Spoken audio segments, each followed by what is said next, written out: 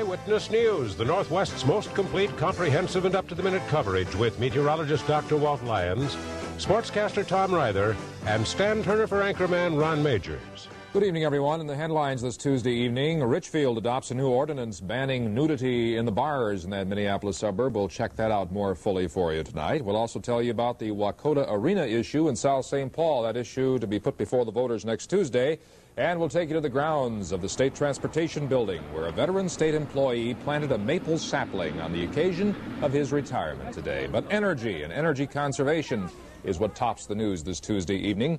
The omnibus energy bill favored by the Minnesota Energy Agency breezed through the House Environment and Natural Resources Committee today. The vote 15-3. However, that doesn't mean that it's not controversial. Channel 5's Marcia Floor will certainly tell us that is true, right? Well, the Energy Agency people say that they must be doing something right because there's something in that bill to offend just about everybody.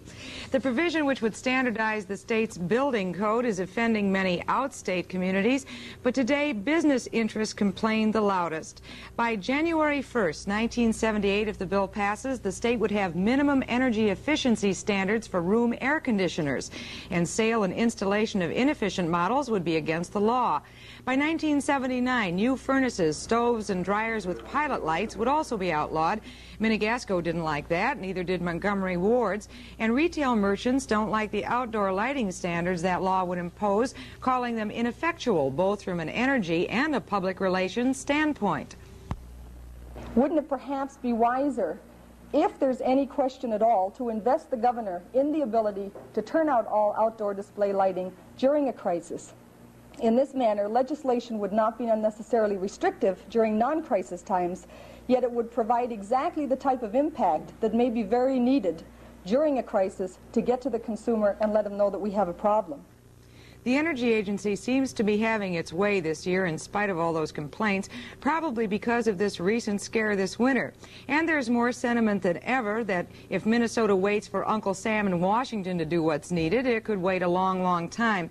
As you well know, Stan, President Carter's energy plans have already drawn fire from congressmen in Washington, and we don't even know what they are yet. We do know what's in the state bill, as you just outlined. What's the educated guessing at the Capitol right now about this bill? It will pass. The Senate bill differs, and there's also something in the Senate bill about gas-guzzling cars, and we'll talk about that some other time. Speaking of which, we'll talk about that right now, as a matter of fact. The automobile market apparently is swinging back toward those big gas-guzzling cars Marcia just mentioned after a brief romance with the small economy models. And as Channel 5's Bob Clark tells us here, gasoline prices apparently are going to have to go much higher before economy cars can make any kind of a comeback.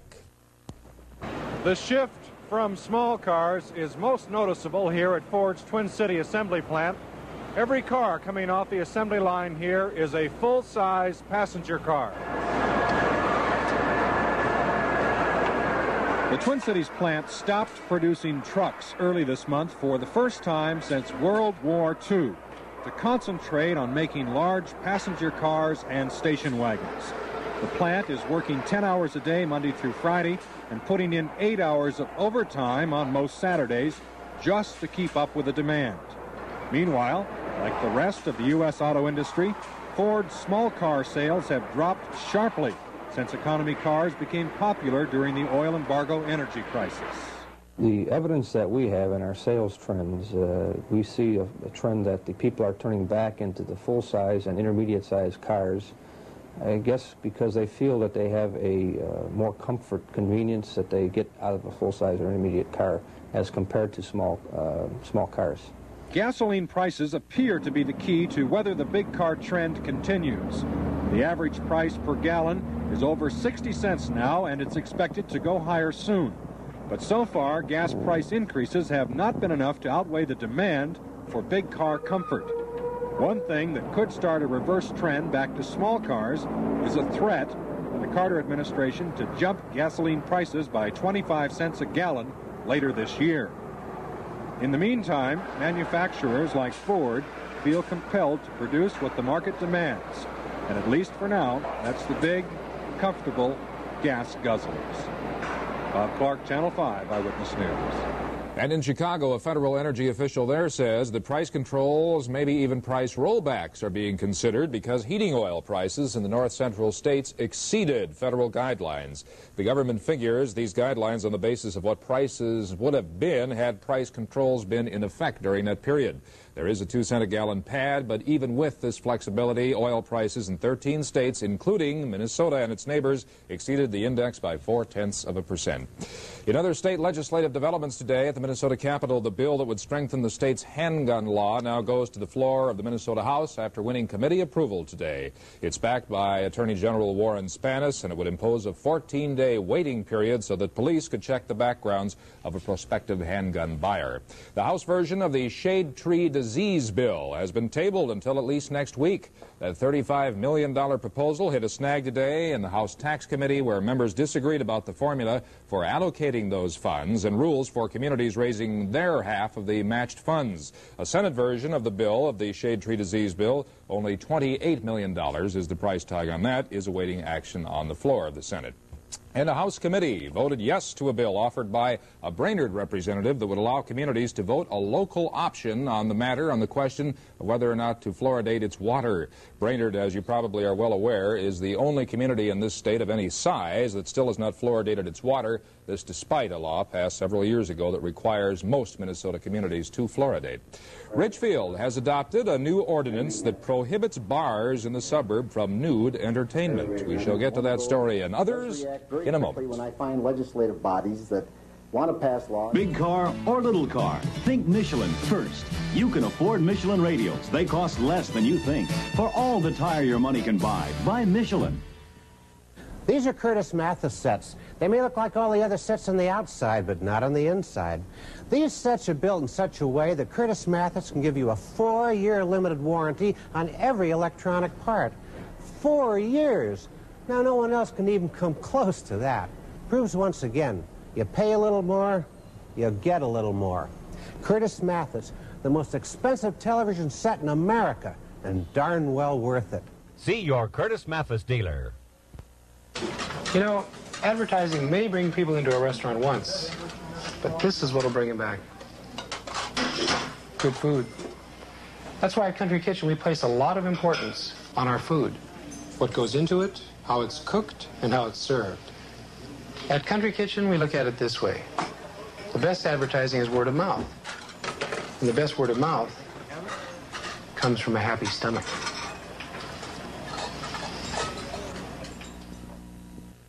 Introducing Thomas E. Wilson's new Masterpiece Ham, the boneless ham with a difference you can actually see.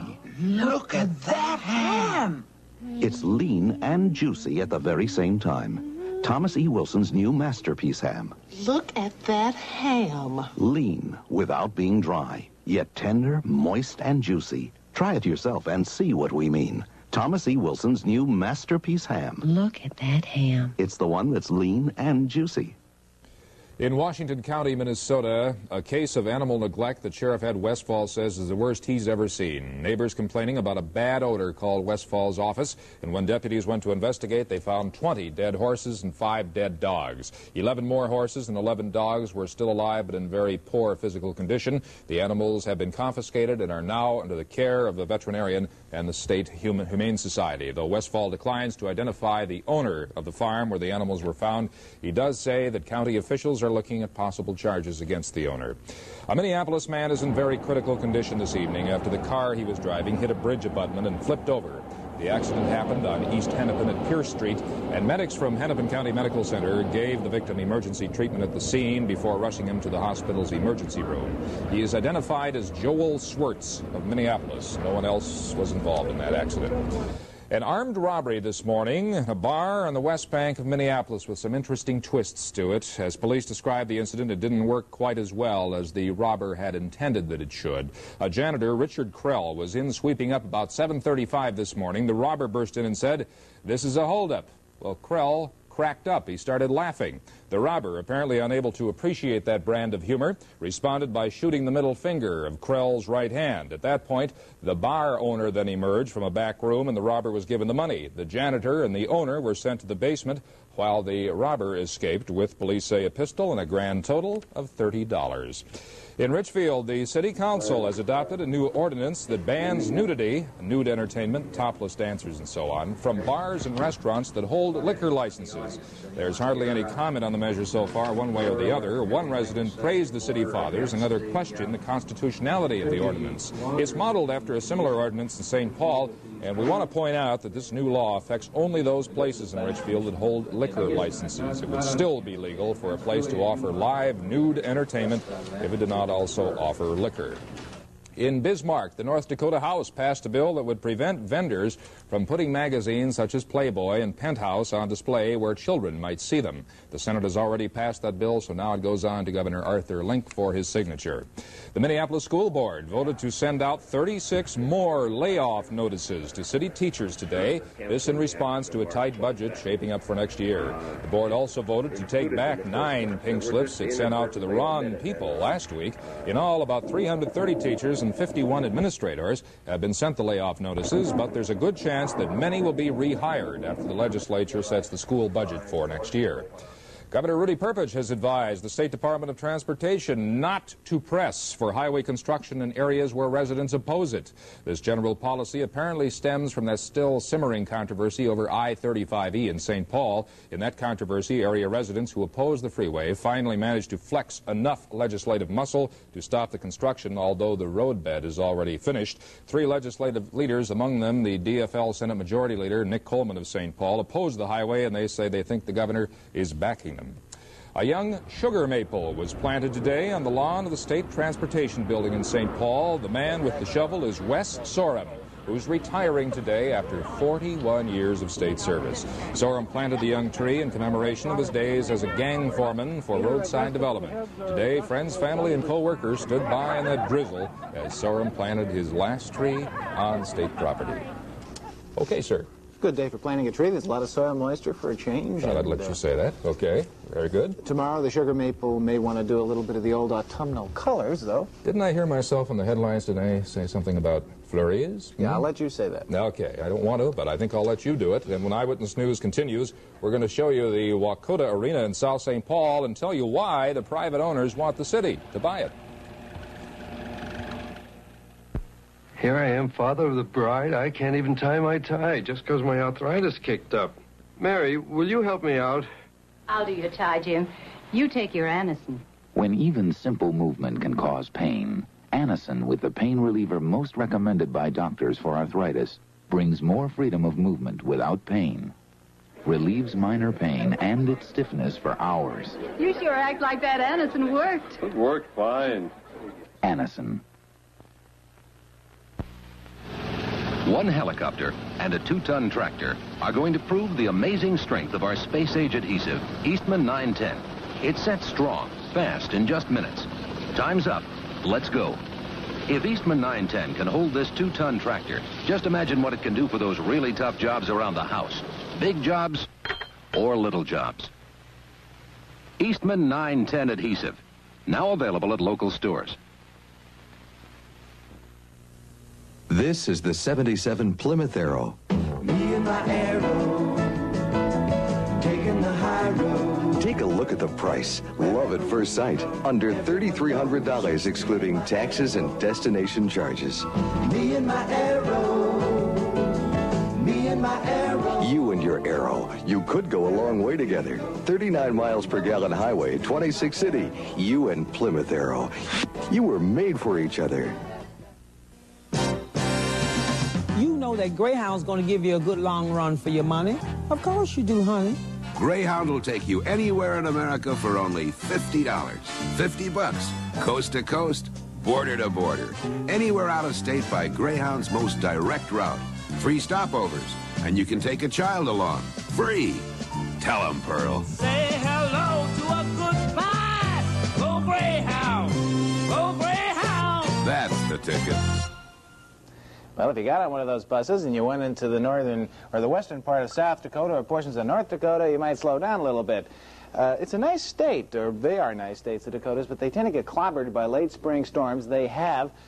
In fact, storms in the plural is very appropriate because this low-pressure system came up and then split in two. One part went this way and one part went this way. Now we have your basic two-headed monster.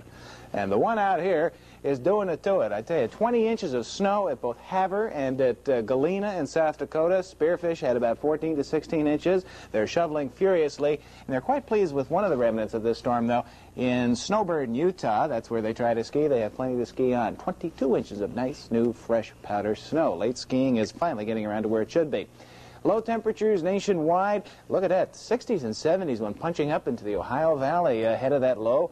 And we had some very cold readings in the Rockies, 0 at Craig, Colorado. And that temperature contrast uncorked a lot of rain. Where it was in the 70s this morning in Alabama, they're also getting 4 to 5 inches of rain and flash floods.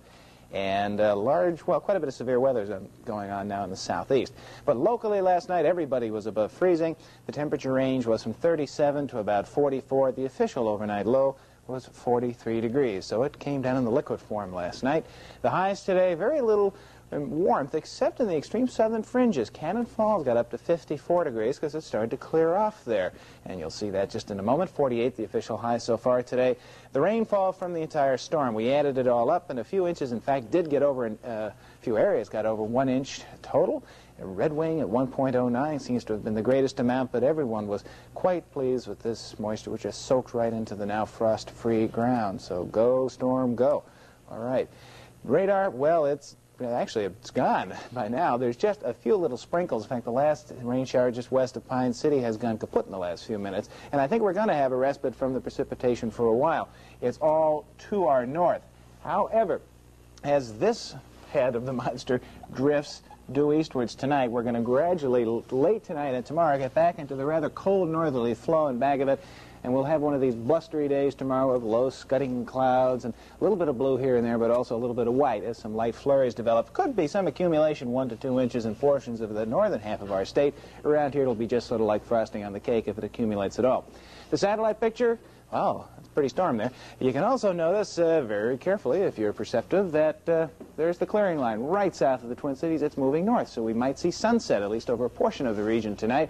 But the heavy snow situation out to our west will continue tonight, but it will not reach into Minnesota. And weather in motion, if you see a few things, there are thunderstorms developing in the southeast along the stationary front, the large area of snow in the western Dakotas and Montana.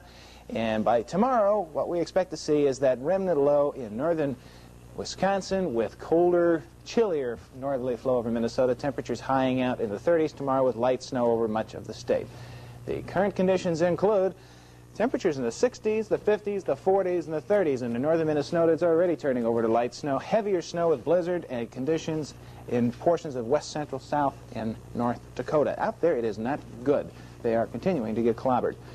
Currently, though, mostly cloudy at the airport, clear further south, 29.44, and rising is the barometer with winds southwest now at 15 miles an hour. The dew point is 34, the humidity is 58%, and the temperature is at the day's high of 48 Fahrenheit or 9 Celsius. So partial clearing tonight, only a 20% chance of any measurable precipitation. It'll be mild and breezy. The low is 36 to 42 towards dawn. Winds will be generally south to southwest. Then tomorrow, mostly cloudy, a 60% chance of occasional light, wet snow and or flurries. I guess that's just a verbal distinction, light snow or flurries, and less than a ½ inch, if any, accumulating on the ground. But the northern half of the state could see an inch or two. It'll be colder, the high is 35 to 40, with rather blustery winds out of the north to northwest. It's going to seem like autumn. Talk about an early spring getting pulled out from under you. In Washington, this date, 1921, they're still talking about it. The temperature dropped overnight from 82 degrees to 26. And Congress adjourned, and yelled help. In South St. Paul, 1 week from today, voters will elect a mayor, 7 members of the city council, and 3 members for the school board, and they'll also decide the future of Wakota Arena. As Channel 5's Don Beeler reports, the question is whether the voters will let the city buy that 16-year-old facility. The arena is owned by 650 stockholders who want to sell quickly because they're losing money and falling behind on the mortgage. But the city can't legally buy the building unless voters approve. And 2 years ago, they didn't. The feeling still lingers that the arena is for hockey people and that the stockholders are out for a fast buck. City Coordinator James Cosgrove says neither is true and that this election is a lot different than the one 2 years ago. 2 years ago, the people were asked to approve a bond issue for $760,000. The bond issue would result in an increase in their real estate taxes. The purchase price at that time was $675,000. Now the people are being asked to authorize the City Council to spend $375,000. This $375,000 is the total purchase cost and will come from federal revenue sharing funds that are already available to the City of South St. Paul. There is no increase in the real estate taxes generated by the purchase of the Wacota Arena. Cosgrove says the city can operate this arena at a profit because it will not make mortgage payments and it will pay no taxes.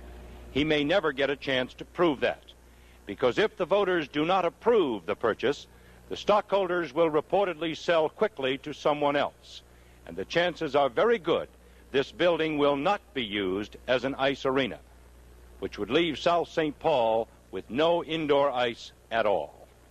I'm Don Beeler, Channel 5 Eyewitness News. And it's your basic and proverbial big game for the Minnesota North Stars tonight. Tom Ryther details on that, plus a look at a great way to get to work when Tom tells the sports in just a moment. At Foreman & Clark, fashion means more than fad. This solid color vested suit, for example, nothing could be more basic. Yet by obtaining just the right luster and finish, Foreman & Clark makes the fabric distinctively dressy.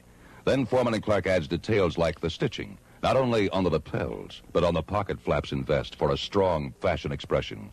Don't be fooled by Foreman & Clark's everyday low prices. A specialist in men's clothing only has to be a fashion leader to prosper. That's Foreman & Clark. Every day, 10 or more families buy or sell a home through Award Realty. If you're thinking about buying or selling a home, call Award Realty, the #1 way to go. It's 6-hour sale time at Wicks Furniture. Starting tomorrow afternoon at 4 o'clock, you'll see special sale tags in every department. For just 6 hours, you'll find super bargains all over the store. Dining rooms are on sale. Bedrooms are on sale. Living rooms, dinettes, lamps, you'll save on thousands of items. So come out to Wicks tomorrow afternoon for the selection and the price you've been looking for. 6-hour sale starts at 4 p.m. at Wicks Furniture. They thought she was a godsend, but they were wrong. Dead wrong. Around the rosy, a pocket full of posies. Ashes, ashes, all fall down, all fall down. As time wore on, they realized beautiful little Bonnie was not sent by God. But by then it was too late.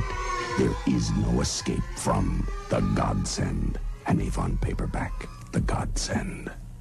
Stars got by the Blues by 1 last night. They got to keep it going tonight. How many times have I said that this month? There's enough. Escape from the godsend. An Avon paperback, the godsend.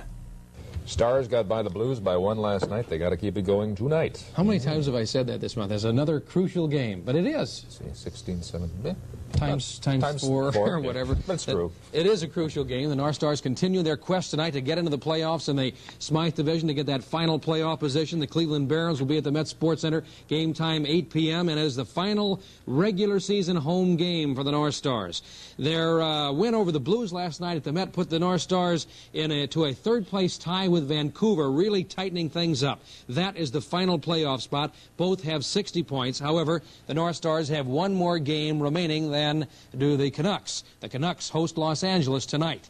Last night, the Stars had a great first period. This backhander by Tom Youngins gave the Stars a 3-1 lead. But the Stars' defense collapsed in the second period. The Blues scored 3 times, cutting the Stars' lead to 3-2 here on a goal by Bob Hess. And the Blues tied it up at 3 when Brian Sutter put it past Minnesota goalie Pete Lepresti. St. Louis took the lead for the first time in the game on still another miscue by the North Stars in their own end. Claude LaRose of the Blues steals the puck in front of Lepresti. Bang, he rifles it home. Blues lead 4-3. Perhaps that inspired the Stars. They scored twice with just over a minute remaining second period. There's one by Alex Pyrus. Game tied at 4. Finally, Glenn Sharpley scores the winner from the slot. The final period was scoreless, and the Stars hung on to win it by a score of 5-4 over St. Louis, a big win for Minnesota. In exhibition baseball this afternoon in Florida, the Twins lost to the Boston Red Sox 9-2. That game was played at Winter Haven. The Sox got a 2-run and 3-run homer out of outfielder Jim Rice. The win goes to Rick Wise, the loss to Dave Goltz. Minnesota now 8-12 this spring. Manager Frank Lucchese of the Texas Rangers underwent surgery on his fractured cheekbone today in Orlando. He is listed in satisfactory condition. Lucchese suffered a fractured cheekbone, a concussion, a lacerated lip, and a back injury yesterday when he was beaten up by Texas second baseman Lenny Randle, who is now gone from camp. 130 swimmers from the ages of 8 to 29 were in competition this morning during the Area 11 Special Olympics. That was the swim meet at Northview Junior High in Brooklyn Park. Area 11 encompasses the Twin Cities, with the first 10 first-place finishers, I should say, moving on to the state meet April 23rd at Grand Rapids, Minnesota. Now, for all of you who have wanted to ask questions about fishing in the upper Midwest but were afraid to ask, I feel we'll have some good answers for you this coming Saturday morning at 11:30 during Channel 5's Fishing Clinic at the Sports Show at the Minneapolis Auditorium. We'll have 5 outstanding professional fishermen on hand to demonstrate much of the new equipment and how you use it and pass on fishing advice on catching all species here in the upper Midwest. I'll have the pleasure of emceeing that event. That'll be Saturday morning at 11:30 at the Minneapolis Auditorium, and I'll be learning right along with you in this educational session. No extra charge if you attend the sports show at the auditorium, again Saturday 11:30 a.m. Now, I'm sure that many of you hate to fight the rush hours when you go home at about 5 o'clock or 4:30 every night. Now, wouldn't it be nice if there was an easier way to get home night after night? Well, think about this. How about becoming a ski instructor at Killington, Vermont? In the spring, a young man's fancy turns to thoughts of love. Well, that may be true in most places, except on the ski slopes, where thoughts turn to the shovel shush, involving employees of Killington Mountain in Vermont who work on the lifts and shovel snow at the drop-off spots. When the day ends and the lifts and the trails are closed, the employees sit on their shovels and head for home. In this 8th annual race, the workers, riding 2 abreast, head down the 2,500-foot course on their shovels, with some of them hitting speeds of up to 35 miles an hour. For the most part, the contestants stay with their shovels, some of which are waxed to get greater speed. Others, however, run into problems.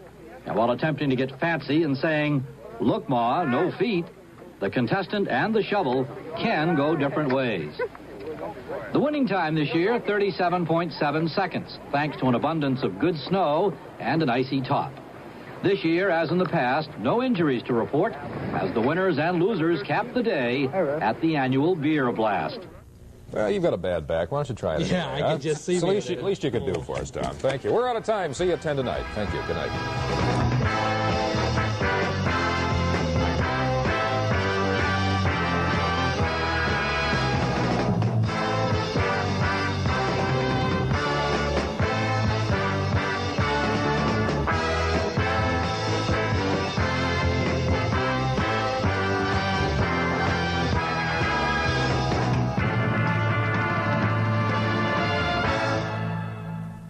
You can turn a dollar bill into a gallon of paint? That's right. Watch.